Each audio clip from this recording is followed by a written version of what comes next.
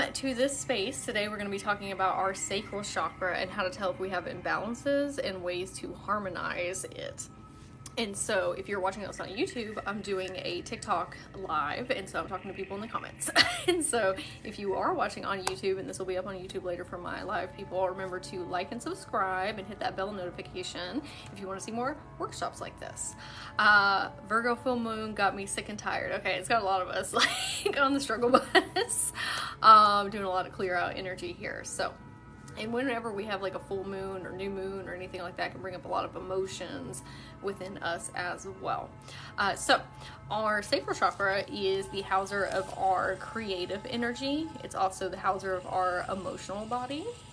It holds a lot of our divine feminine energy, and not female necessarily, but more so like that surrender, flow, trust, go with the flow of the universe, where we have masculine energy is more of like that inspired action, focus, motivation, drive. Okay, so when we have blockages within, when I say blockages, I'm trying to kind of pull away from that term a little bit, because when you say blockages, it creates more density within you sometimes, because it makes it seem like it's more of like a permanent thing.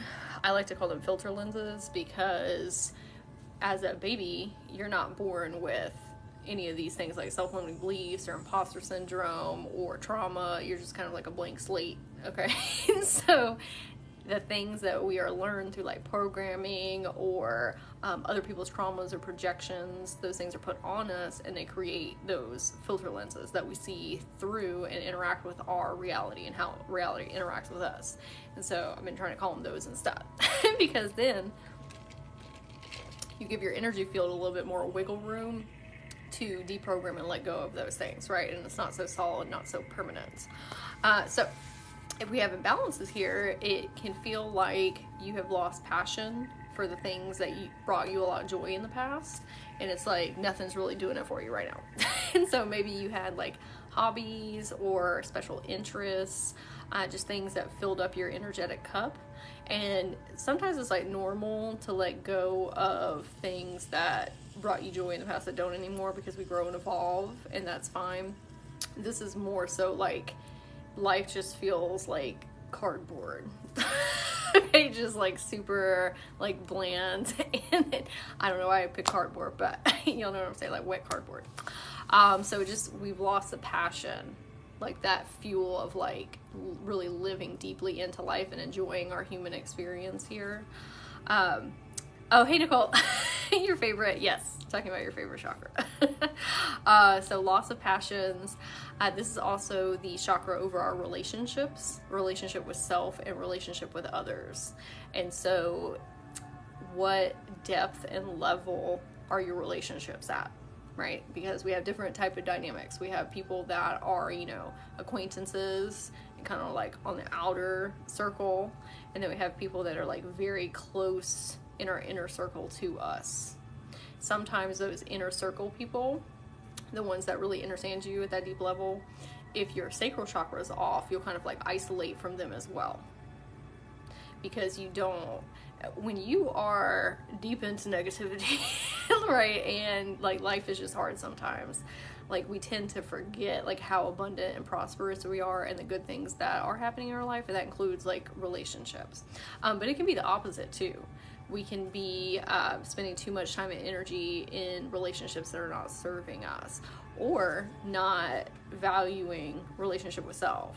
And so that's when we stop kind of taking care of ourselves and doing self-love practices, when our sacral's a little shaky there. You can also have anxious and avoidant attachment styles. This is we're afraid of conflict, and so we run away from having conversations with people, even if that person is, you know, not being ugly to us necessarily. It's still like that fear, like what could happen, what could they say, what if they look at me in a different light, right? And so we'll just avoid dealing with those things, or run away, if you will. And then anxious attachment style is like when you are like really pulling and tugging on somebody's energy because you're afraid that they're going to abandon you. And abandonment can come through with avoidant attachment style too. Like you're afraid that they're going to abandon you, but it's a little bit different. You like latch on, right? And I've been in, I used to have an anxious attachment style and an avoidant attachment style. You can ebb and flow out of those two different ones depending on what your relationship dynamics look like. But either one is not going to serve you in the long term. And those usually come from childhood. If you did not have your needs met, whether that's physical needs, spiritual needs, emotional needs, mental needs met, right? It can form either of those. And there's different attachment styles. Those are just the main two that people are usually trying to heal through, okay? You can also have things with codependency.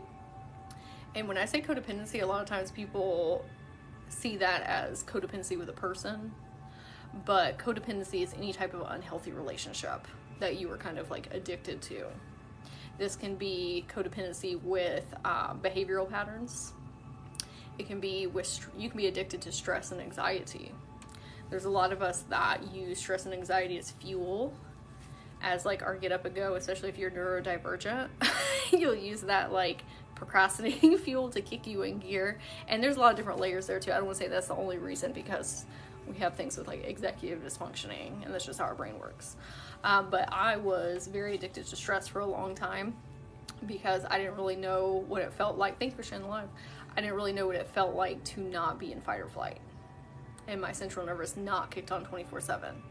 And so my body got used to being that way, and I learned how to work around it, right? How to stress myself out to make myself do things. But the problem with that is that being in fight or flight and your CNS kicked on 24/7 is extremely detrimental to your whole being. It can wreak havoc on your chakra system, your physical body, your mental body, your spiritual body. We cannot be in stress 24/7. It creates a lot of chaos around us, and things just don't work out the way that we want, or we have a hard time manifesting, right? So you can have codependent relationships with people, right?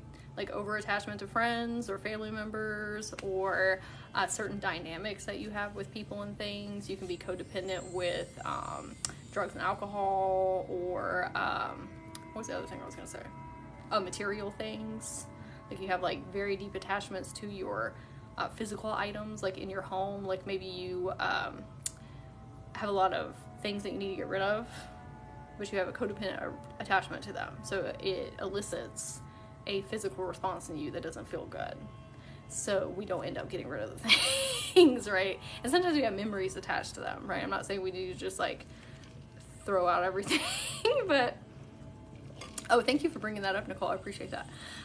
You can also be codependent with your spirit guides and with your intuition, or not your intuition, your spirit guides and your higher self.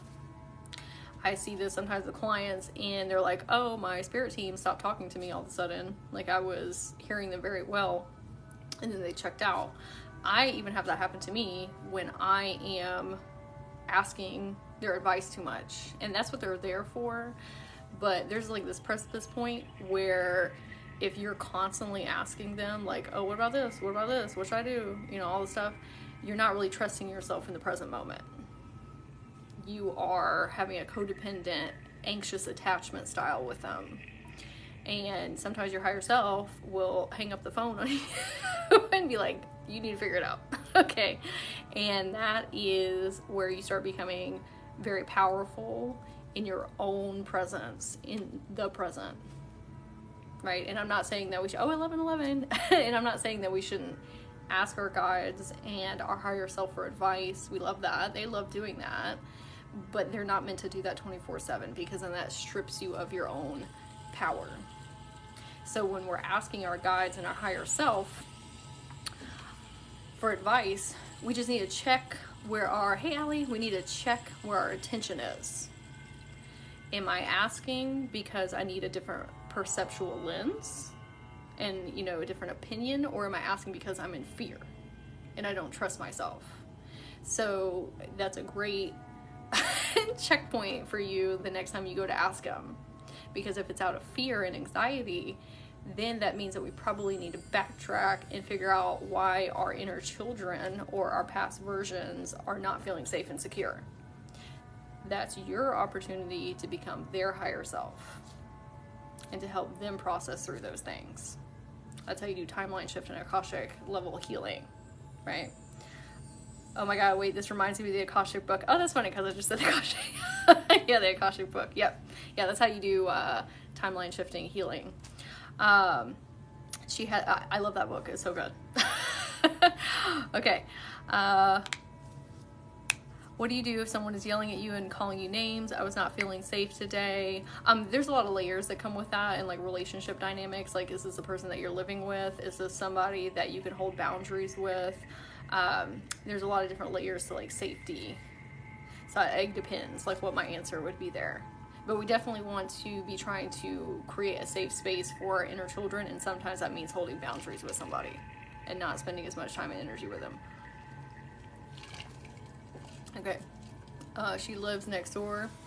I would definitely talk to your inner children and say like, hey, because that person was upset, because I don't know what happened in that situation, but because that person was upset, that's not a direct reflection on us necessarily, because sometimes people are just reacting at one another.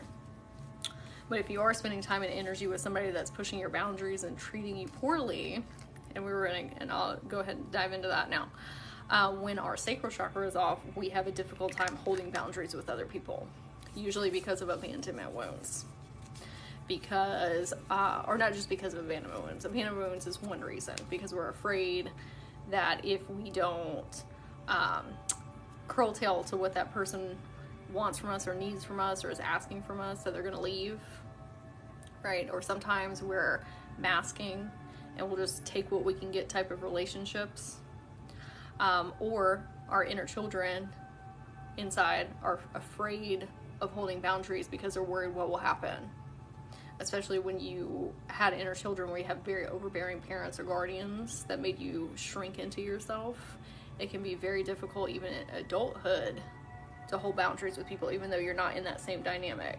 That can even come across like when you're at work and you have a boss that's like asking too much of you, you know what I mean? And you need to say something and hold a boundary, but there's an inner child in there that's like, oh my God, this is exactly like what happened in childhood, right? And it's not, but to your inner child it is. What about boundaries with children are difficult sometimes? I know, because I have an 11-year-old son, and it can be a lot because there's biases there, like family biases.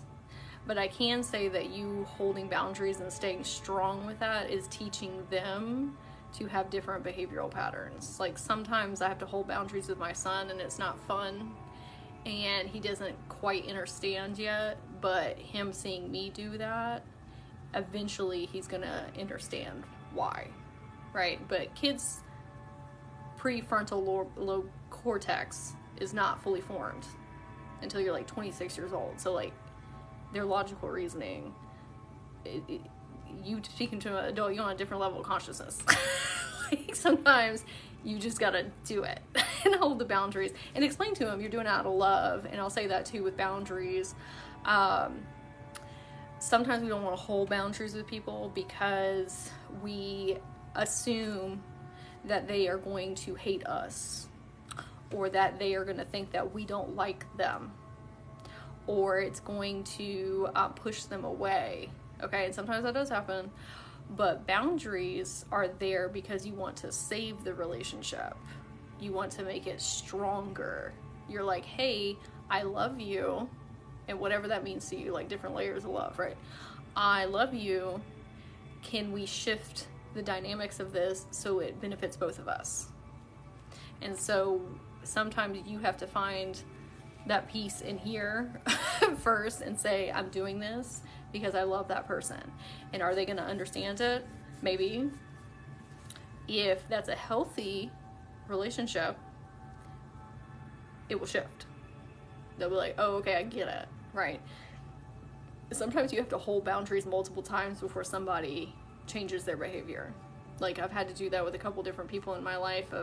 They kept checking my boundaries, and I had to hold that line and say, this is what it's going to be if you want to be in this relationship.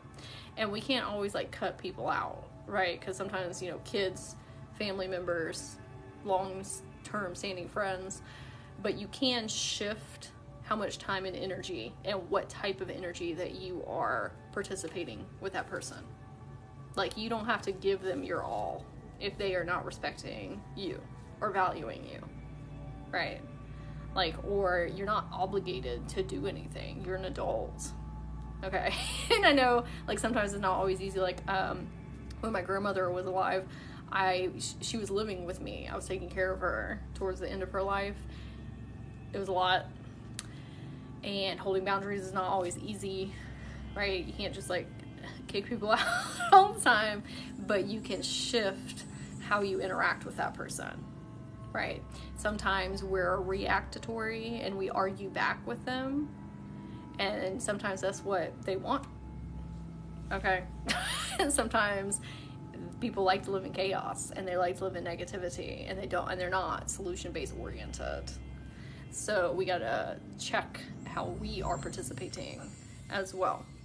Okay. So you can also, if you have imbalances, wow, it came in. Oh, hey Carrie. Yeah, boundaries is a tough one. And when you start working through boundaries, the universe will bring you experiences to see what you're gonna do.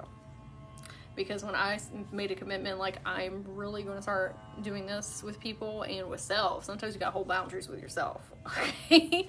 I got slammed in the face over and over and over and over and over again with people pushing my boundaries. But you can't heal it unless, you know, that experience comes your way. So that's with anything, any self-limiting belief or thing you're working through. You make a commitment and all of a sudden it just starts washing in at you. I had someone who I was enforcing boundaries with tell me I was setting boundaries wrong. It was a failed attempt by them to avoid accountability. Yeah, people will be gaslighting people, okay? Or that person doesn't have a clear understanding of boundaries themselves, right? Because maybe they weren't taught, okay? And I'm not saying it's not their responsibility to figure out, and it's not your responsibility to be their teacher either, right? Like, boundaries just are what they are sometimes, and the other person need to figure it out on their end. Because if you're coming from a place of love and wanting to save the relationship, sometimes, like, that's all you can do. Okay. My husband is pushing a family is difficult to hold boundaries with sometimes because they also hold a old narrative of you. They say, I've known you for so long, this is how you're supposed to be. Like, they have a picture in their head. So when you start shifting away from that narrative, it makes them very uncomfortable. And it makes them feel like you are trying to shift out of the relationship or, you know, whatever. And as you heal, that can be very triggering for other people. Like, you're making them face their shadows and you're not participating in those things with them. Like, I was in a relationship, like a narcissistic relationship, and when I started to hold boundaries, oh my gosh, it was so intense, because that person had a specific narrative of me. And then when I started holding these things, it was like, oh, well, you hate me.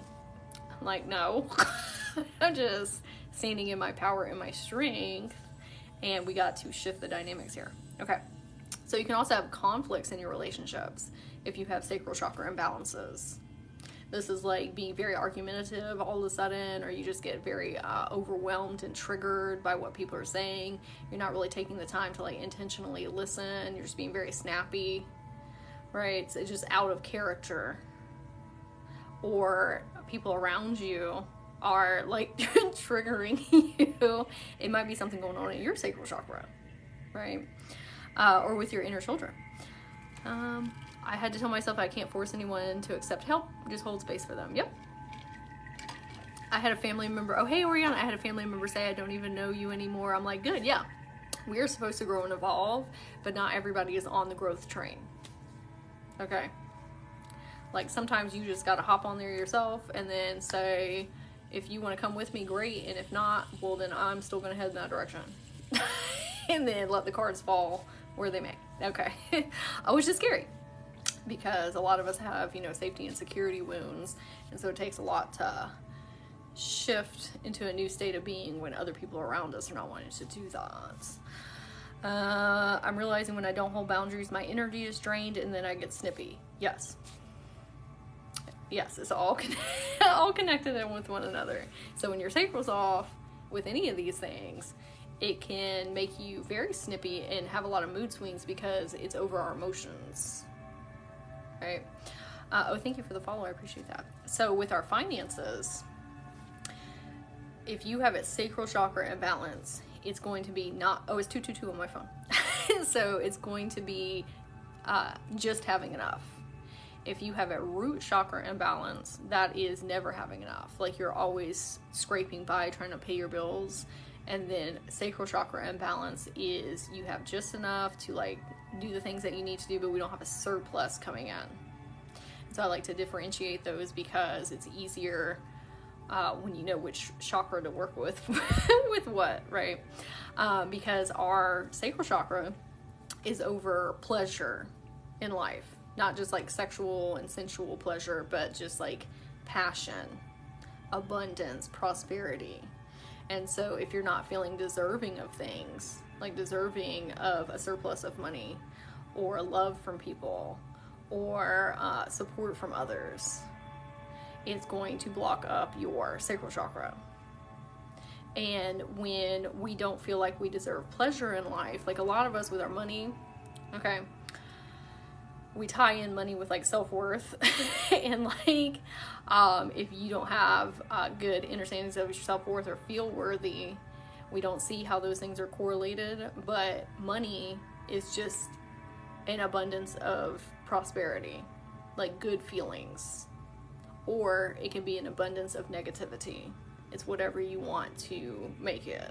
Okay, so having a lot of money is having a feeling of abundance and good feelings, right? Oh, hey, twice in one day, hashtag blessed.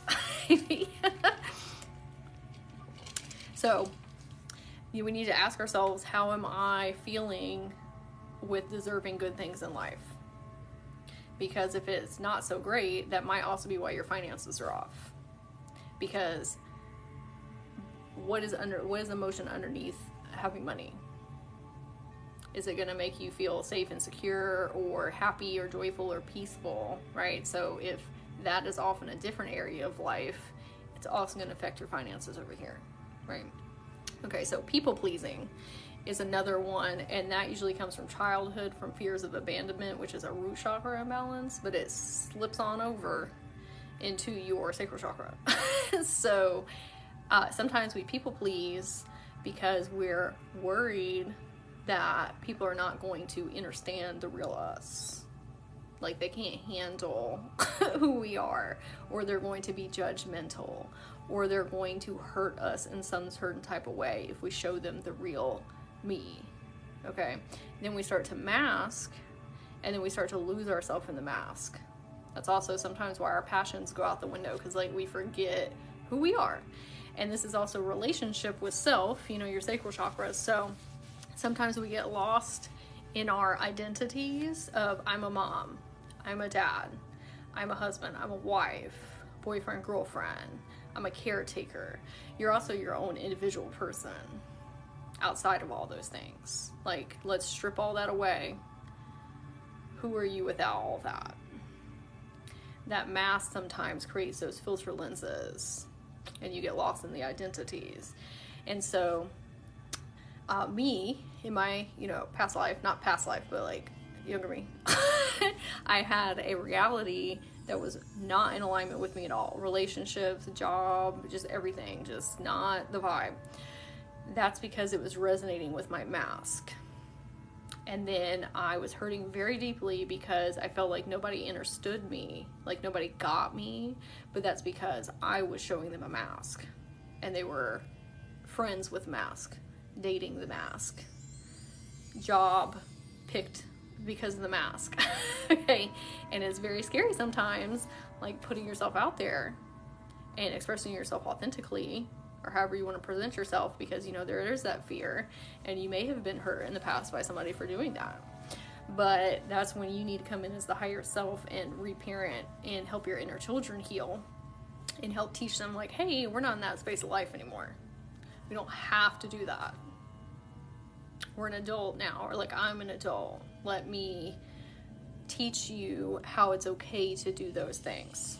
But that means on your part, you got to put yourself out there and express yourself, right? And prove to self it's okay. And you got to do it a little bit at a time. Or you can do it all the time. Or all at one time. Whatever speed you need to do that in. So if we have unprocessed emotions, they're sitting up in our sacral chakra. And our bottom 3 chakras are root chakra, sacral chakra, and solar plexus chakra are usually the housers of most of our trauma, because those are formed during childhood. And so our emotions, even though you're experiencing them now, like anger, sadness, feeling lost, frustration, all those things, you probably have unprocessed emotions from childhood. So that's sometimes why we get stuck in these behavioral patterns and triggers, and we don't understand why we can't get past them, is because you're trying to heal it on your adult conscious level when you got to heal your inner children with it to release it fully. It's much easier to do it that way too, because now you're the higher self and you're not the behavioral pattern. Like, you can help your inner child with the behavioral pattern, but emotions can be blocked up in there since childhood. Like, sometimes we're not taught how to process emotions, or we haven't had a safe space to do that, or we were told our emotions don't matter, or we just need to shut up and deal with it, or don't cry, you know, all those things. And unprocessed emotions crystallize and harden in your body, and they become anxiety and depression. They also block up your upper channels, so it's more difficult for you to connect into your higher self and intuition and guides and source. It's more difficult to manifest when you have blocked up emotions, because emotions are the fuel for your manifestations. It's not actually about the 3D reality thing like a car. It's more about, what is that car going to bring you? Like, what feeling? Okay, so if we don't have enough energetic space in our system to feel joy, bliss, and peace and serenity because of unprocessed trauma and emotions of those lower dense ones like anger, sadness, frustration, it's going to be hard for you to resonate on the wavelength that you need to pull that car in. Does that make sense? I feel like that's not talked about enough with manifesting. Like, that's the missing key that people don't correlate sometimes, is the feelings and the emotions is actually what brings those things in. Just like how we were kind of talking about with money. It's not actually about the money. It's about feeling as joyful and happy and abundant and prosperous as you can. Now, sometimes we give a bad rap to our emotions, like those heavier, dense ones. You have to have those in order to feel the other ones. Like, you're not going to know what bliss and peace and serenity and fun and laughter is unless you have contrasting emotions. So we want to feel both of them. Like, that's how we grow and evolve.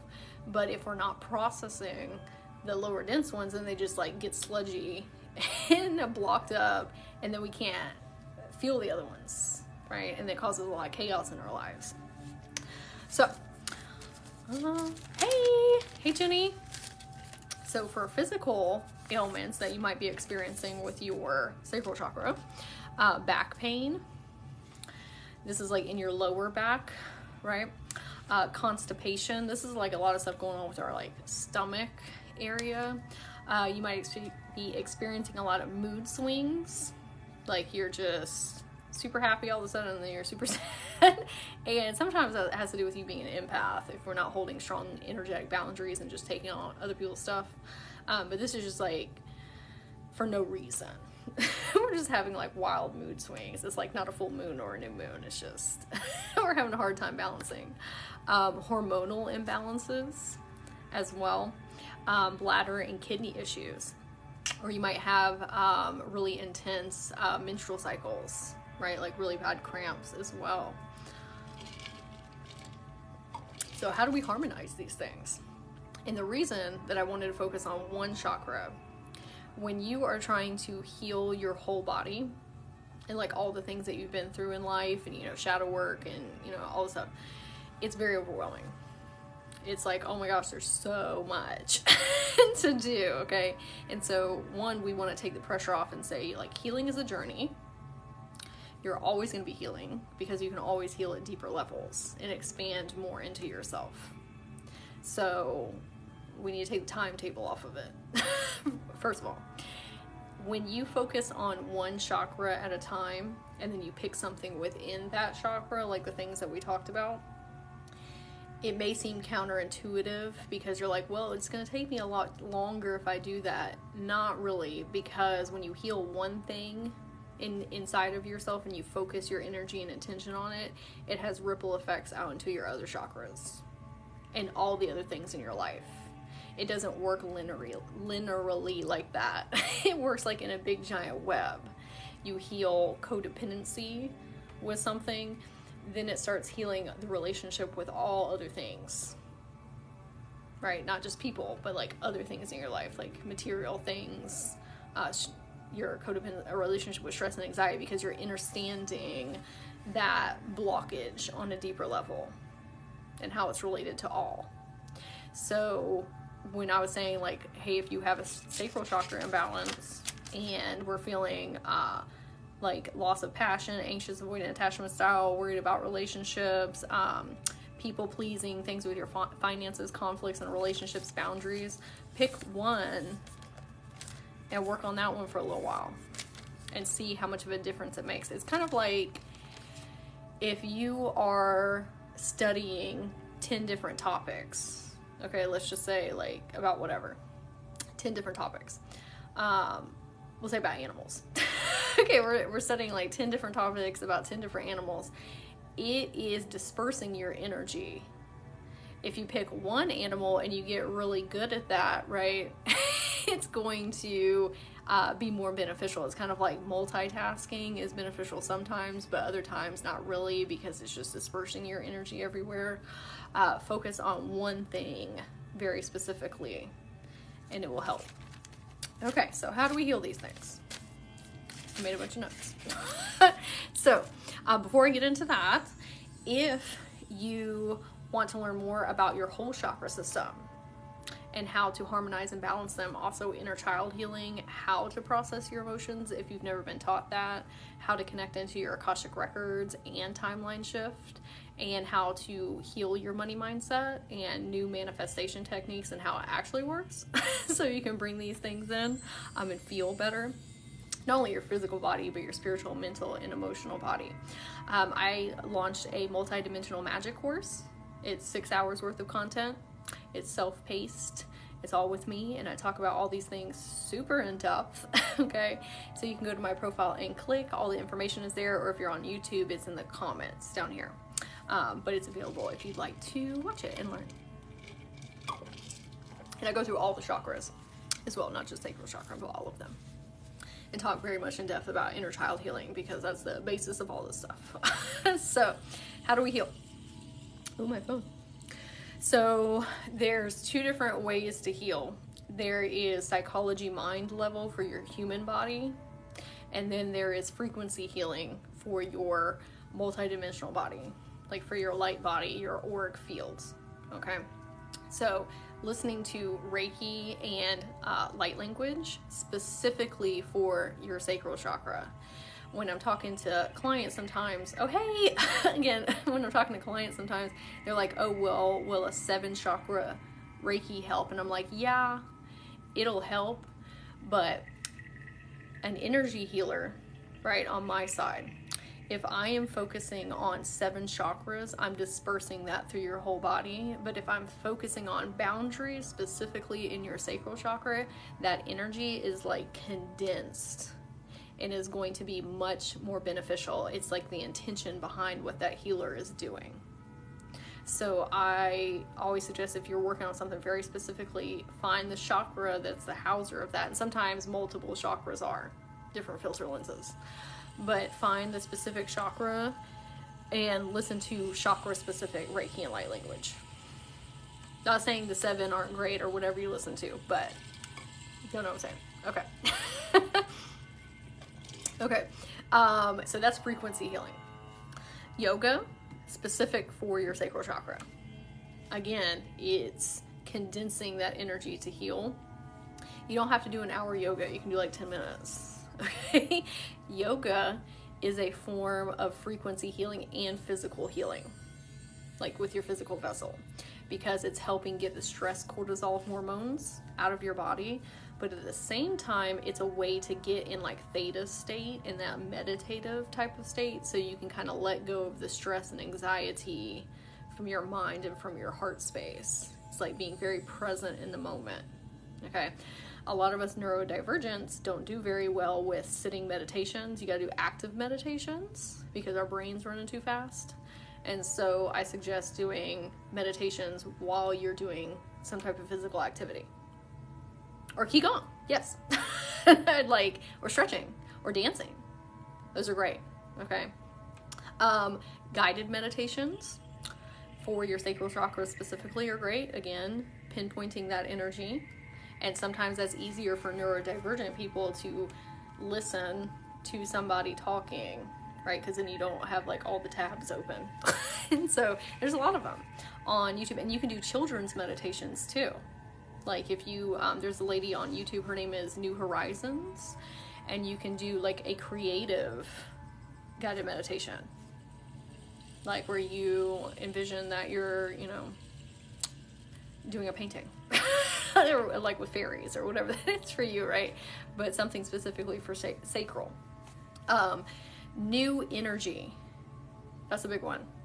Sometimes we feel like the same day is happening like over and over and over again. That's because your subconscious has gotten like a groove, and you need new energy coming in to reset your sacral chakra, because it's over our creative energy. Okay, and if it's just stale, it's going to feel very like sluggy in life. And there's a lot of different ways that you can bring new energy into your life. Trying things that you haven't tried before is a great one. Or you can brush your teeth with a different hand. You can drive to a different way to work. You can go take a walk in a different neighborhood. I do that sometimes. I'll just go pick a neighborhood to go take a walk, okay? You can do dancing, like any type of free, flowy, creative type of efforts is going to be great. You got to get out of the subconscious groove that you're in. Mix it up. Try a new cereal. Cook with a pan that you don't normally do. You're telling the brain, you're telling your brain and your energy field, I am ready to receive new energy. Okay? Or going in a new store that you haven't been in before. It really fills your cup back up, and it helps get those creative juices flowing. And sometimes people are like, well, I don't know what I like hobbies and interests. It's not about that. And if you're neurodivergent, if you are not having new information coming in, it makes it feel like your soul is dying.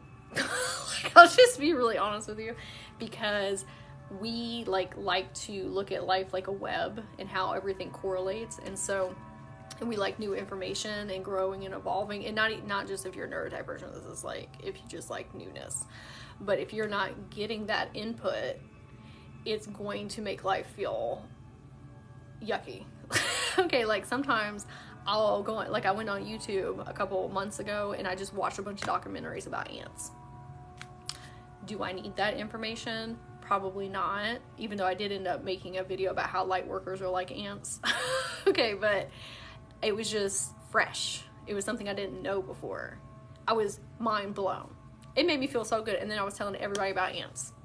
Okay, and it just resets, like, oh yeah, life is fun. I can still learn. It is interesting. Like, pick something. Maybe you don't do it forever. Maybe you go to one class, or you watch one video, or try the activity once. It's more about the freshness more than the actual thing. And sometimes you have a hobby of trying new hobbies. I know that my neurospicy friends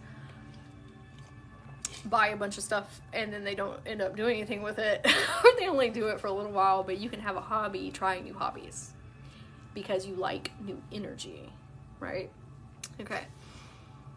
I love learning. If I'm not learning, I feel lost. Like, exactly. Like, we're ever growing and evolving. And so if you're just doing the same thing day after day after day, like, of course, life is going to feel icky and yucky. I did the same thing with a hummingbird documentary. Exactly. Just do something new. Okay? And you don't have to spend money. That's another thing, too. People are like, well, I don't have money to go do it. You don't have to do that. Go to a new park you haven't gone to before. Okay?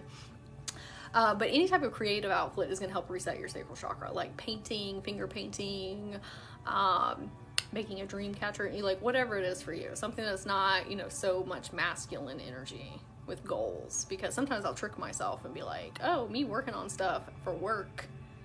No. Okay. You can wear the color orange. Colors correlate with your chakra system, and so if you wear the color orange and you say, hey, can you help me heal my sacral chakra, that color will help you heal, but you have to ask it. It's just like with anything. You have free will. Nothing is going to impede on your free will. You have to ask. It also is a subconscious reminder. Like when I had major throat chakra blockages, filter lenses, okay, I dyed my hair blue. Like super blue. Okay, and it was a reminder every time I looked in the mirror to continue to work on my throat chakra. And I asked my hair, your hair has a lot of energy in it, I asked my hair to help me heal. Or like even today, I have black pants on and I was on a walk and I was asking my pants, the color, to help my Earth Star chakra heal. Like you can green is your heart chakra. Ask the color to help you. Also with food, you can eat orange colored foods like carrots, oranges, what I put over here, peppers, pumpkins. There are certain frequencies within those foods that are aligned to help you heal specific chakras. It's going to help you heal regardless if you eat those things, but if you back that up with the intention of, can you help me heal while you're eating it, it will take that frequency to a deeper level. Everything has consciousness, okay? But you have to ask these things to help you, right? Or like there's different spices that you can eat. Just go on Google and look up orange foods or orange colored spices that are good for your sacral chakra. So that is a form of the difference between physical healing and frequency healing. Like the food is going to help you on a certain level because eating fruits and vegetables are good for you anyway, but then backing up with the intention and asking it to help you on that frequency level, it's healing your light body. It's also healing your cells and DNA. Okay, journal prompts. Journal prompts are a really good way because it helps you work out what's going on in your subconscious, and it helps you figure out where those things originated from. Because when we're journaling, okay, we have a journal question, and then we look at it, and now we're looking at it objectively. Because if you're doing it up here, you're too in your situation. But if you put it out on paper, now we're the higher self. Okay? It detaches you from it a little bit. And the more that you do it, the easier that gets, and you start to really understand how to step outside of your subconscious. Most of what's coming from your subconscious is from inner child. So any type of behavioral patterns or triggers or quote unquote blockages that you're having, and they're not all from childhood, but the majority of them are, okay? Because that's when we were programmed and what have you, or taught these things. So I want you to ask yourself next time that you're working through something, how far back can I remember with this thing? Who taught me that? Who used to say those things themselves?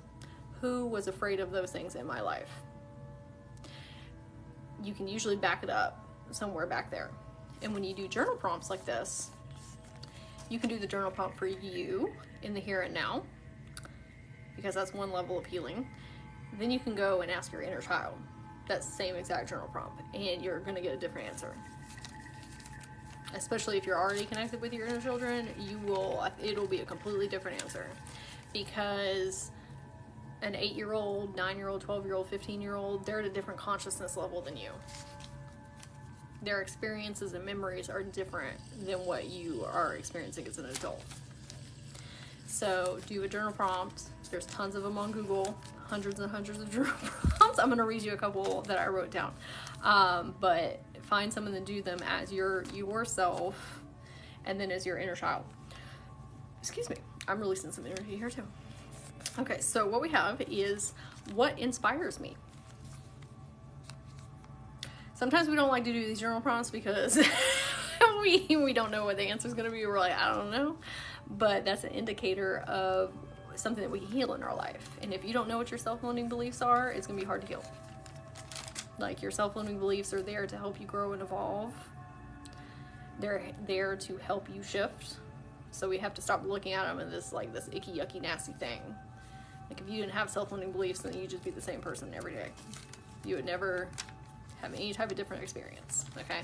They're there to help you launch into a new version of yourself. So, what inspires me? Okay. Another one is, okay, so how does this statement make you feel? I deserve pleasure in life.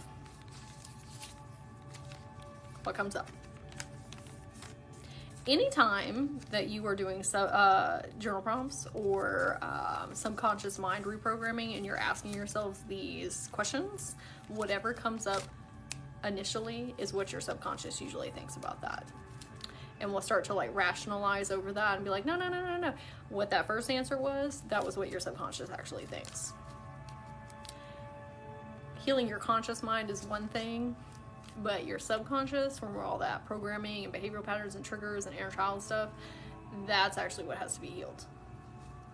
So whatever comes up first, validate that and say, thank you, because now I know what to do moving forward, and it's totally okay that you feel that way.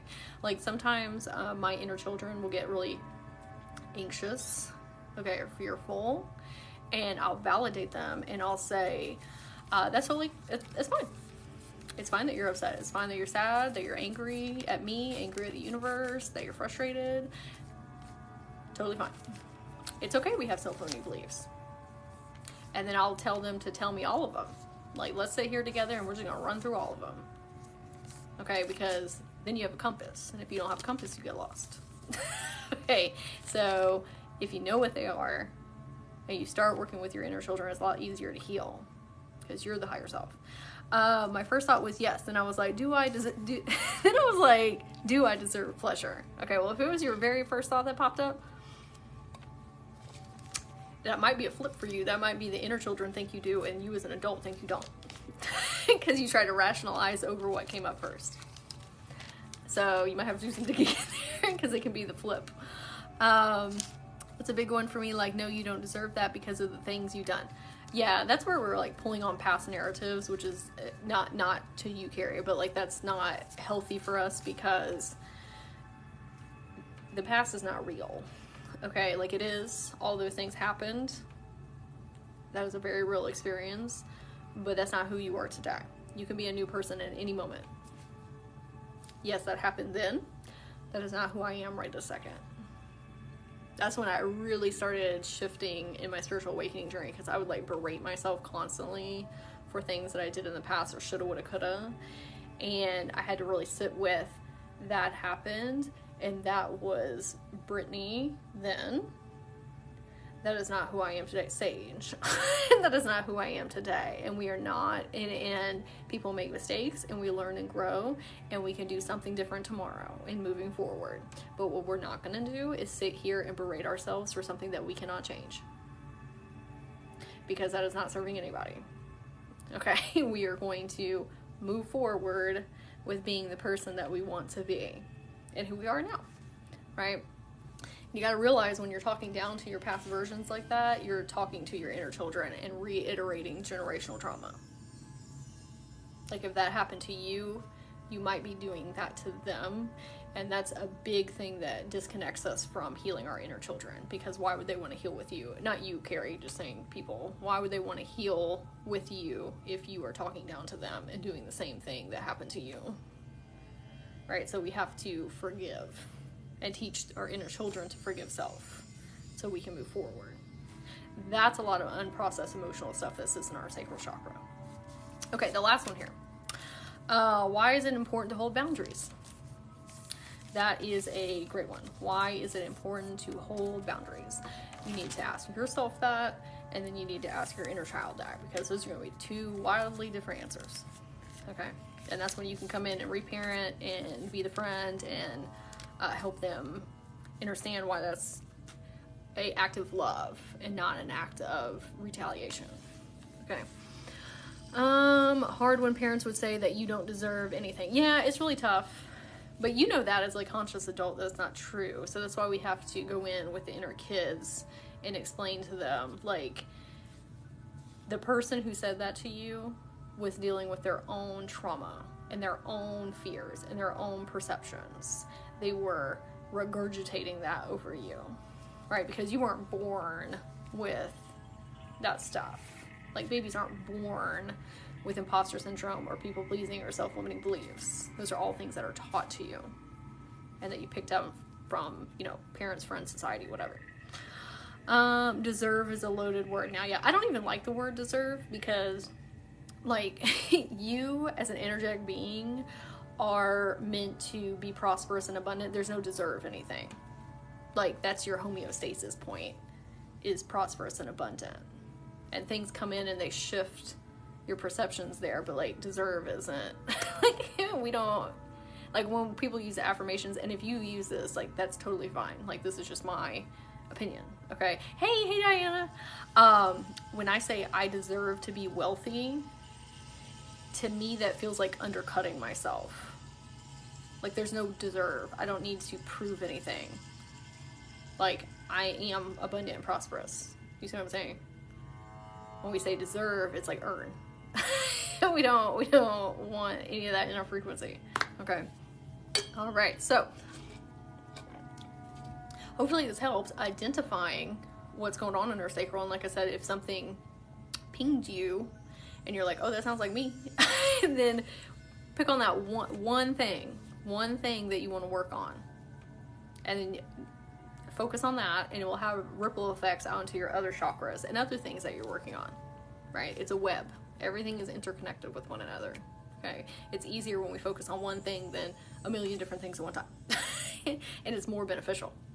So if you were not here for the beginning of this chat, this is going to be on my YouTube. On my YouTube, which is soulharmonymagic. That's all my socials everywhere. Y'all go follow me on Instagram too. I do a whole bunch of different... Like I like Armed and Dangerous. Oh, Lord. I do a bunch of different stuff on my Instagram as well. I put a lot of fun things in my stories over there. But it'll be up on YouTube. And if you're watching this on YouTube, remember to like and subscribe. And if you want to sign up for the multidimensional course that I just launched, where I talk about all the stuff super in depth, a lot of different topics, you can go to my profile and click, or it is down here in the comments below. All right, everybody.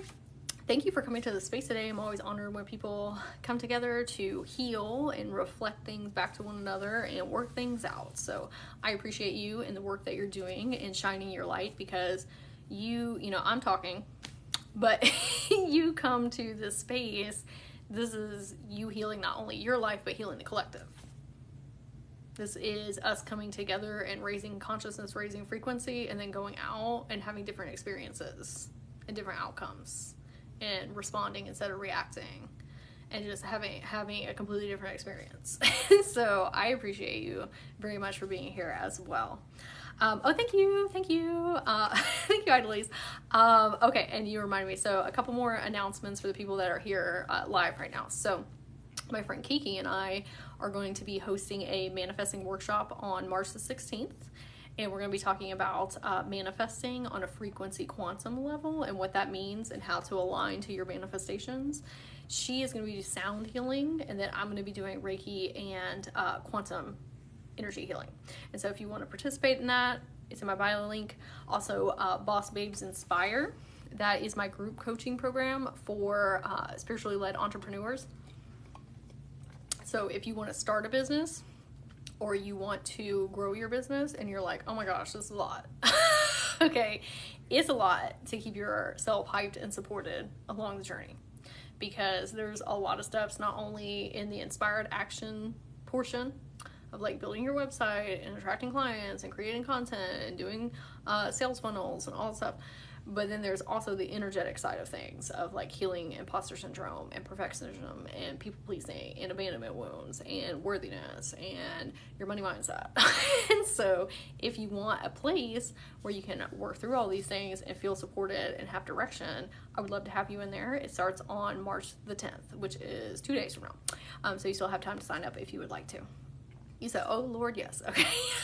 Sometimes we don't take the inspired action steps that we need to, just because there's so many of them. And if we don't have somebody that's been there, done that, and that can kind of like lead and guide you, it just gets very overwhelming and then we don't do it, right? And so the reason that I want to start Boss Bays is because I figured all that stuff out on my own, and it took me a very long time to do.